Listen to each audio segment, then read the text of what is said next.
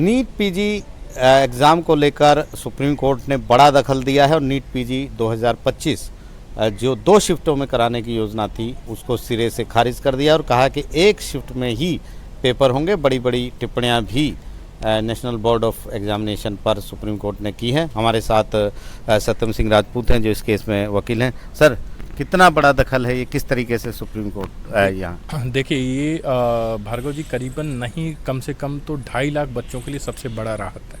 जो उनके बीच जो डिफरेंसेज ये क्रिएट कर रहे थे और उनके जो भविष्य के साथ, ये बेसिकली जो डबल शिफ्ट है उनके कहीं ना कहीं उनके भविष्य के साथ एक खिलवाड़ था। क्योंकि जो नीट पीजी का एग्ज़ाम है बाकी एग्ज़ामों से बहुत अलग है। नीट पीजी का एग्ज़ाम मेडिकल प्रोफेशनल्स के लिए उनका भविष्य निर्धारित करता है कि वो कौन सा स्ट्रीम लेंगे, गायनी बनेंगे, एक साइकेट्रिस्ट बनेंगे या कौन सा स्ट्रीम चुनेंगे। जब डबल शिफ्ट में एग्ज़ाम होता तो सबसे बड़ी डिफ़िकल्टी ये है कि जब डबल शिफ्ट का एग्ज़ाम होगा तो ऑब्वियस सी बात है, अगर आप पहले शिफ्ट में अपीयर होते तो आपका क्वेश्चन पेपर अलग होगा। मैं अगर दूसरे शिफ्ट में होता तो मेरा क्वेश्चन पेपर अलग होगा।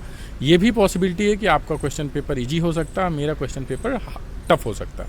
अब इस डबल शिफ्ट में ही ये नॉर्मलाइजेशन का प्रोसेस आता है। डबल शिफ्ट को ही अब नॉर्मलाइजेशन का प्रोसेस का फॉर्मूला क्या है कि ये बैलेंस करते हैं। ये कहते हैं जिनका ईजीएस शिफ्ट है उनसे नंबर डिडक्ट करेंगे, जिनका हार्डर शिफ्ट है उनमें एक काइंड ऑफ ग्रेस मार्क की तरह। अब सवाल ये है कि मैं सपोज मैं एक स्टूडेंट हूँ जो मैं हार्डर शिफ्ट में भी क्रैक कर सकता हूँ और ईजियर शिफ्ट में भी क्रैक कर सकता हूँ। अगर मैं ईजियर शिफ्ट में मेरे मार्क्स ज़्यादा आए तो आप नॉर्मलाइजेशन के फॉर्मूले के तहत तो आप तो या तो नंबर हमारा डिक्रीज कर दोगे।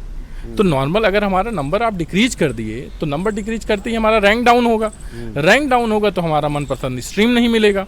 तो ये कई सारी डिस्क्रिपेंसीज थी जिसको लेकर के कोर्ट ने ये सीधा बोला है कि नॉर्मलाइजेशन का फॉर्मूला आप इसको लगातार कैरी फॉरवर्ड नहीं, क्योंकि नॉर्मलाइजेशन का फॉर्मूला बहुत स्पेशल से इस सिनारियो में किया जाता है। एक और सबसे बड़ी बात है, खुद सुप्रीम कोर्ट ने कहा है कि आर्बिट्रेरी है, मनमाना है ये, और इस तरीके से आप लिविंग जो प्लेइंग फील्ड है वो उसको लेवल करना ज़रूरी है। ये तमाम चीज़ें जो बोली। देखिए, कोर्ट को तो ये तो इस बारी भी बोले कि जी एग्जाम की सारी तैयारियां हो चुकी हैं। लास्ट ईयर भी यही बोले थे। तो कोर्ट ने सीधा इस बात पे सबसे कड़ा रुख लेते हुए बोला कि लास्ट ईयर भी आपने यही बोला, इस ईयर भी आपने यही बोला, साल भर आपने किया क्या? आपने तैयारियां क्यों नहीं की? अगर आपको लगता था कि लास्ट ईयर एग्जाम होना था तो लास्ट ईयर से इसलिए कि साल भर आप चुप क्यों बैठे थे? तो इस पर भी था कोर्ट का सीधा कहना है कि आप सिंगल शिफ्ट में कराइए, आपको इसके लिए जो भी समय लगता है लीजिए, बट एग्जाम सिंगल शिफ्ट में ही होना चाहिए। और सबसे बड़ी समस्या आप देखिए, ये सबसे बड़ी सोचने वाली भी बात है और सबसे बड़ा हमें लगता है सवाल है देश की इस एजुकेशन सिस्टम पे कि आप 2.5 लाख बच्चों को पूरे अक्रॉस वर्ल्ड में जो है क्या बोलते हैं आप एग्ज़ाम लेते हो और आप कह रहे हो कि आपके पास सेंटर नहीं है। तो ये भी तो, और उसको बेंच ने लिया कि आप एक तरफ जो है इंडिया टेक से भी हो रहा है और आप कह रहे हो कि आपके पास जो है सिक्योर ट्रांसपेरेंट सेंटर्स ही नहीं।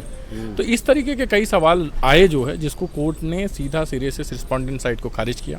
उनको बोला आपको समय चाहिए तो आप एप्लीकेशन फाइल करिए, हमसे समय लीजिए, लेकिन एग्ज़ाम आपको एक शिफ्ट में ही कराना पड़ेगा। चाहे भले ही तैयारी ना हो तो आप 15 जून का बढ़ा भी सकते। उसको उन्होंने उनके ऊपर छोड़ दिया। उन्होंने सीधा बोला कि अगर आपको ऐसा लगता है कि आपको कुछ और समय चाहिए तो आप पोर्टल ओपन है, आप वापस आइए, कोर्ट में एप्लीकेशन लगाइए, हम उस पर कंसीडर करेंगे, लेकिन एग्जाम को हम सिंगल शिफ्ट में ही कराएंगे। तो बहुत बड़ा दखल सुप्रीम कोर्ट का यहाँ पर है और बहुत बड़ी राहत भी उन डॉक्टर्स को हैं जो पीजी करना चाहते हैं।